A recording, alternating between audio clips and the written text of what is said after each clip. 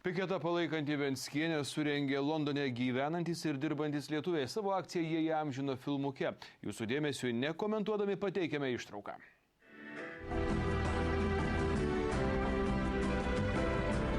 Jeigu atvažiuos ir plėš prievartą, mano širdis dabar dreba, aš visą drebu, negaliu net kalbėti, iš tikrųjų tikrai.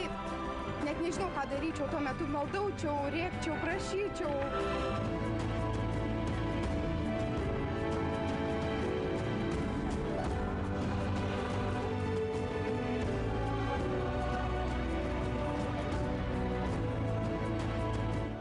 Pasiprašiau iš darbo, kad atvykti šičia.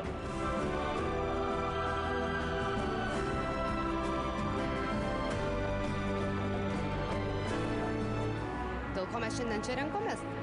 Kad būtų pasibaigtų viskas pagaliau ir kad Kedytės tik tai neatsiduotų mamai. O Jėzus, man šiurpas eina ir visiems atrodo, man atrodo, lietuviam eina tas pats. Čia kiekės negalima daugiau, man atrodo, kad šiandien absurdas didžiausias vyksta Lietuvoje ir svarbiausia, niekas nieko nesiema. Ir žinia, žiūrėjau ir verkiau, tiesiog blioviau, tikrai to žodžio prasme blioviau. Verkiau, negaliu, kaip, sujaudino, be galo sujaudino. Čia tas pats, kas turi šeimą, tai kaip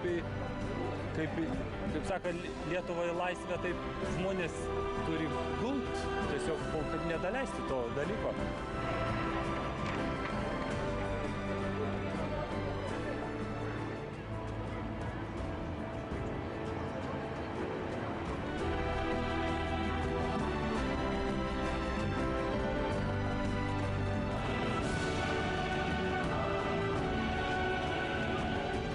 Mes, Jungtinėje karalystėje gyvenantis lietuviai, šiandien, kovo 28 dieną, susirinkome čia, prie Lietuvos Respublikos ambasados Londone, protestuoti prieš smurto panaudojimą, prieš mažametį vaiką ir senelius.